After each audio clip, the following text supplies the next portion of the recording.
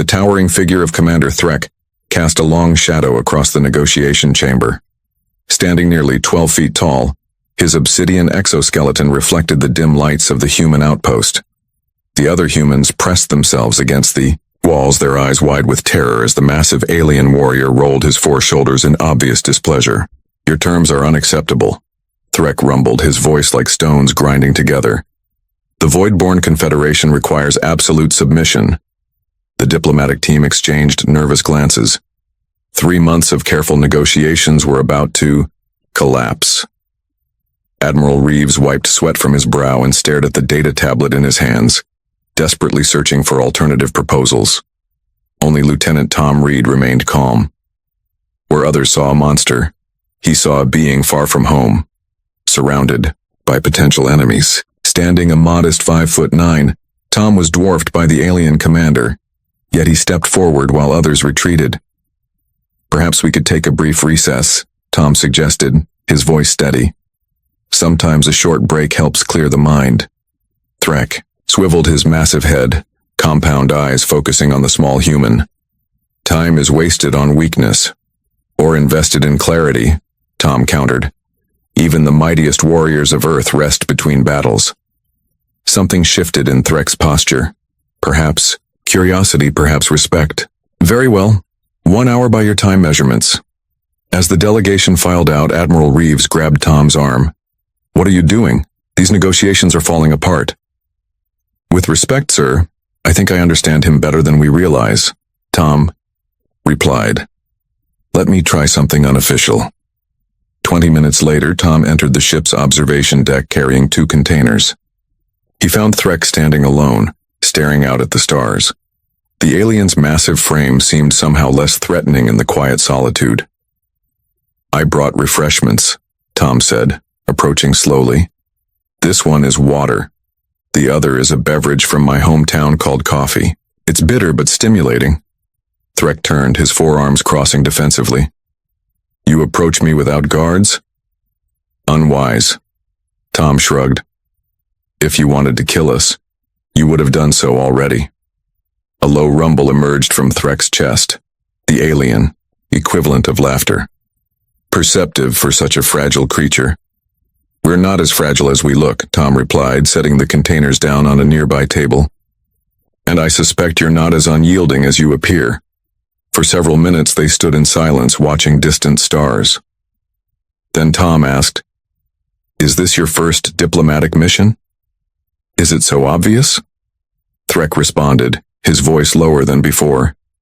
"You're trying to appear stronger than necessary," Tom said. "Common tactic among new negotiators of any species." Threk uncrossed his arms. "The elders warned me humans would attempt psychological manipulation." "Is honest conversation manipulation?" "Perhaps not," Threk admitted, reaching for the container of coffee with one massive hand. The vessel looked tiny in his grasp. He sampled it cautiously. Bitter indeed, but not unpleasant. As they talked, Tom learned that Void-born culture prized strength above all. Showing any flexibility in negotiations was seen as weakness, a cultural constraint that explained Threk's rigid stance. "Your people respect authority," Tom observed. "Ours value independence. Perhaps this is why we struggle to understand each other." "Your independence appears chaotic to us," Threk admitted. "Yet you achieve remarkable results despite your small stature and limited lifespans." When they returned to negotiations, something had changed. Threk maintained his imposing presence, but subtle shifts in his language suggested openness to compromise. The diplomatic team noticed immediately, glancing at Tom with puzzled expressions. Over the following weeks, while formal talks progressed slowly, Tom and Threk continued their unofficial conversations. They shared stories of their worlds, discovered surprising similarities in their values, and gradually built something neither had anticipated: friendship. One evening, as they played a strategic board game Tom had introduced, Threk asked, "Why did you approach me when others feared to do so?" Tom considered the question carefully. "Fear limits understanding. I wanted to understand." "Your people think you foolish for this," Threk observed. "Perhaps. but being understood is a universal need, isn't it? The breakthrough came during the final negotiation session. When discussions reached an impasse, Threk made an unprecedented gesture. I propose a mutual defense agreement rather than submission.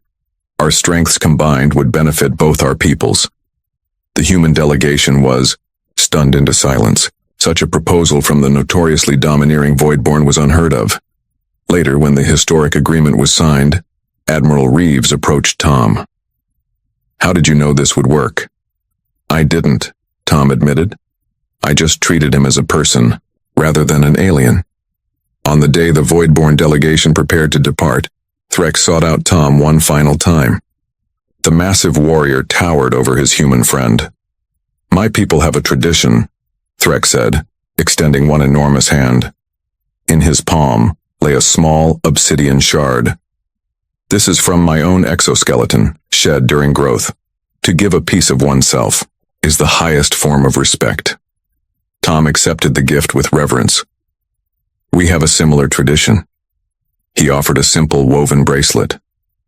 "This was made by my grandfather. It's one of my most valued possessions." The bracelet disappeared in Threk's massive hand, yet the alien handled it with surprising gentleness. "The elders were wrong about humans," Threk said. "They believed your smallness made you weak. I have discovered that sometimes the smallest creatures possess the greatest courage."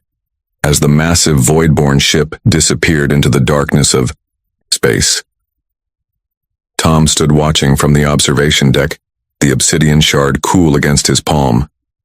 In a universe filled with towering creatures of unimaginable power, sometimes the bravest act was simply extending a hand in friendship. And sometimes, that was enough to change the course of history.